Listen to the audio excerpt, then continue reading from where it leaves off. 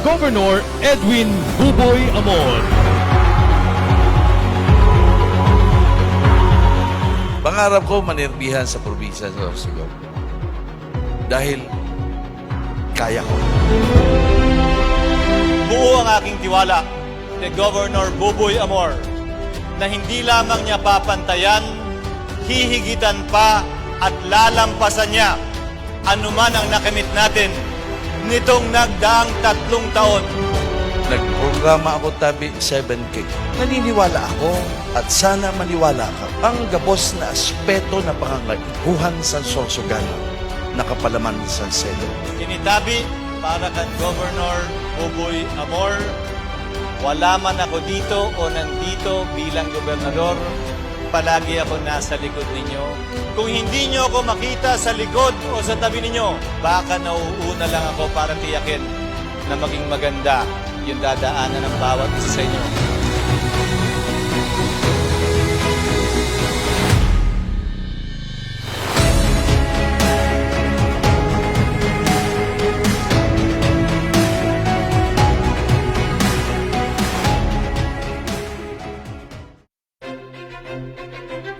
Sa pagtahak para sa progresibong lalawigan, napatunayan ni Governor Buboy Amor na hindi lamang liderato ang kanyang dala, kundi ang dedikasyon na ang mapabuti ang probinsya.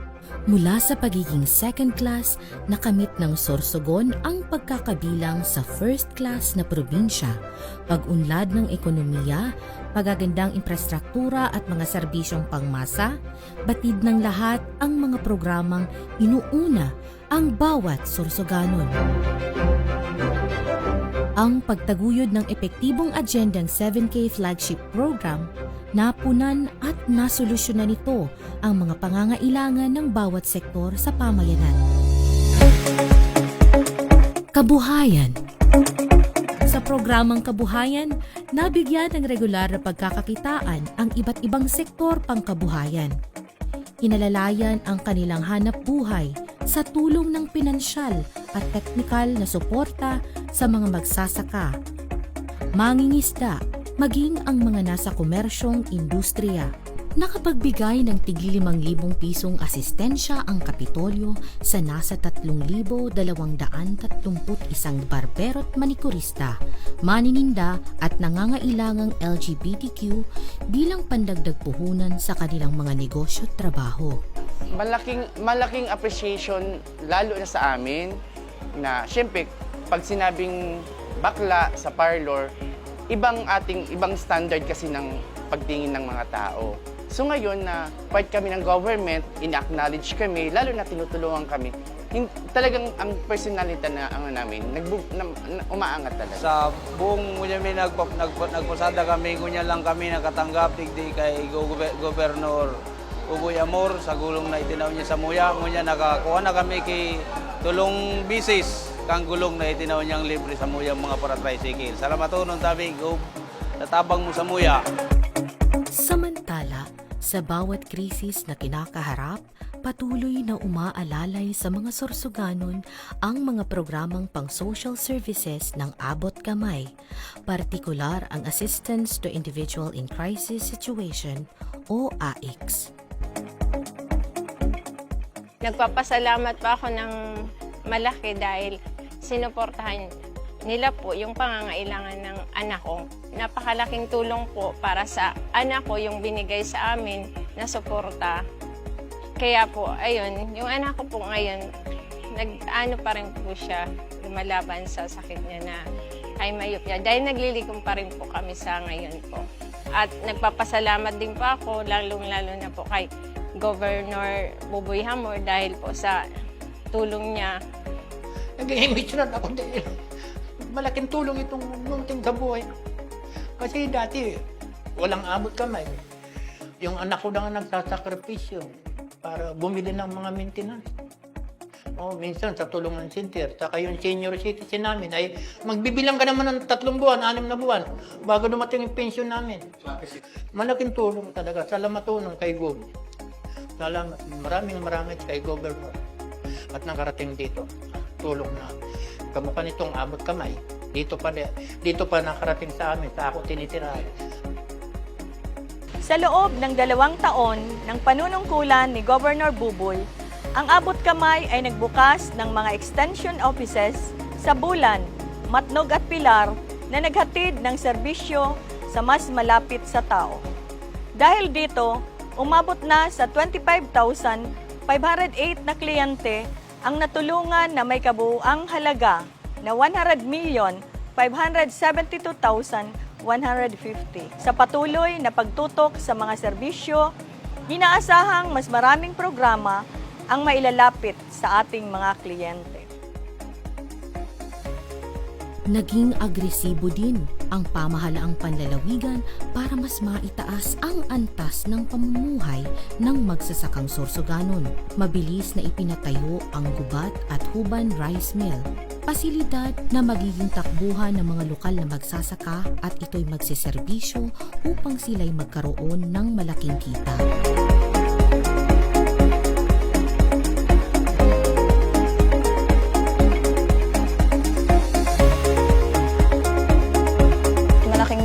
Tulong po yung natatanggap po naming bigas na bigay po ng ating mahal na governor.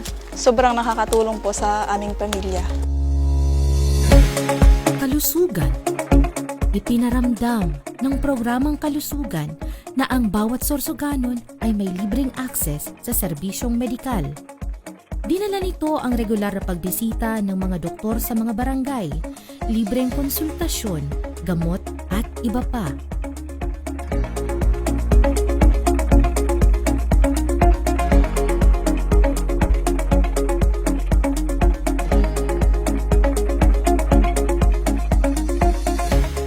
Ining Usiao, Sarong Coastal Area, Harayo, alagad handang magsakripisyo ang mga faculties, mga tao ni Gobernador para lang matawanin mabulong ang mga kahilangan. Kaya sa Samuya, mga taga-Usiao, dakulaw do sa mong pasasalamat sa programang ining linunsar kan sa tuyang pamahalaan.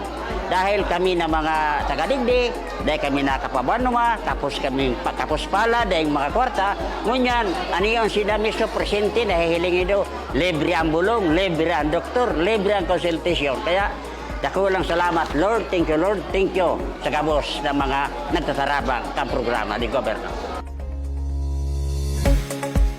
Kadunungan.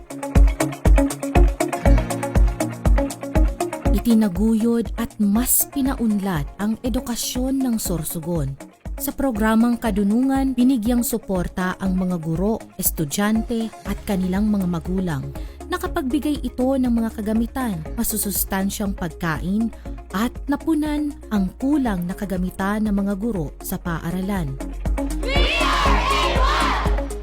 Ipinagmamalaki rin ng Kadunungan Program ang proyektong A1 Youth kung saan 150 estudyanteng kabataang Sorsoganon ang maswerteng natulungan ng Kapitolyo sa paghubog ng kanilang kakayahan at talento kasabay ang suportang pinansyal para sa kanilang pag-aaral. Nais ko pong magpasalamat sa programang Gamit Mo Sagot Ko under Kadunungan Program.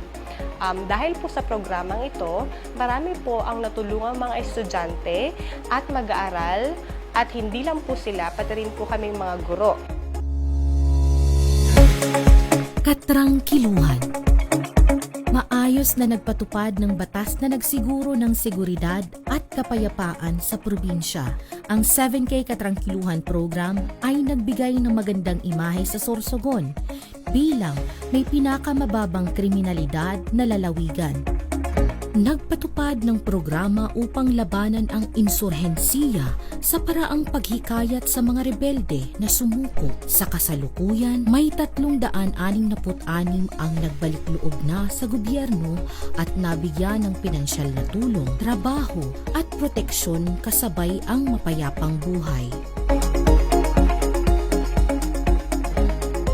Bukod dito, ipinagmamalaki ng katrangkiluhan ang pagkabuwag ng fixer sa Matnog Port dahil sa implementasyon ng Blue Lane at One Stop Shop, proyektong nagsaayos ng daloy ng pila ng mga sasakyan sa Pantalan.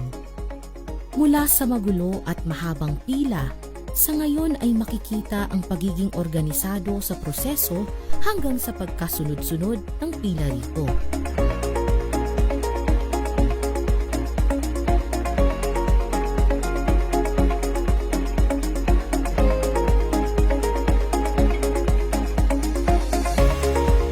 Mas okay, hindi katulad dati na diretso agad ng pier, doon kukuha ng ticket. Dito kukuha ng ticket. Yun nga lang, talagang kung pang-5 ka sa pila, pang-5 ka. Hindi katulad dati na nakakalusot.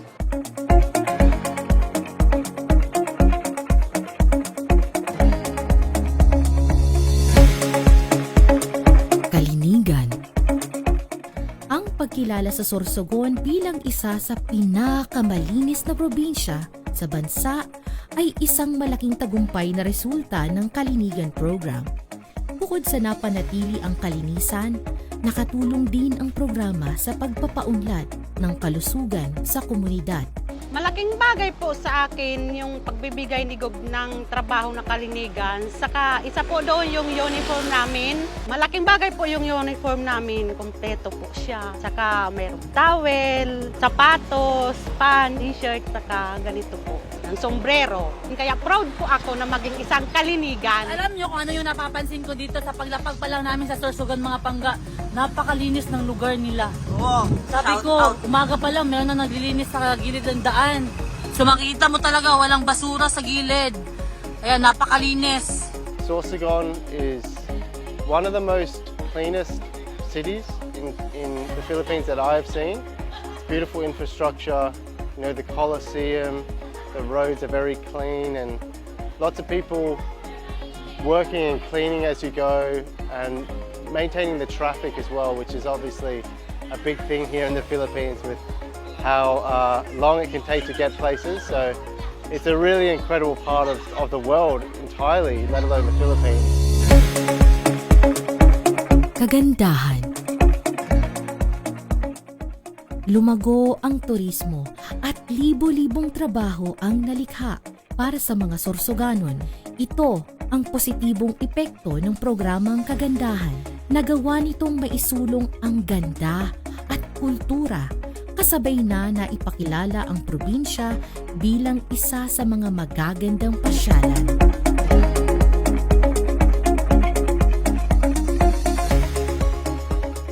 Naging makasaysayan sa Sorsogon ang idinaos na Engrandeng Santa Cruzan 2024 na nilahukan ng kilalang mga beauty queens.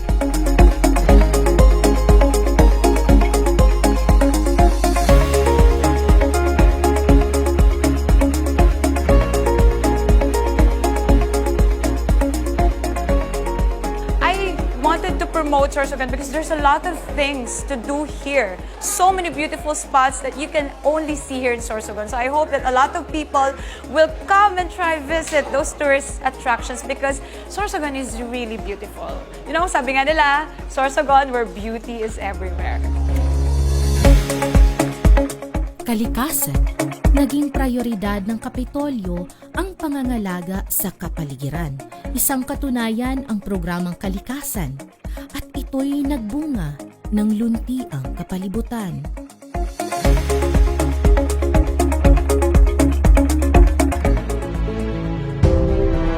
Dalawang taong pagsisikap na nagresulta sa totoong pagbabago. Sa bawat serbisyong inilapit sa pamayanan, mas nararamdaman ng bawat Sorsoganon ang pag-unlad nang hindi sila naiiwan. Hindi lamang dito nagtatapos ang magagandang resulta ng programang 7K.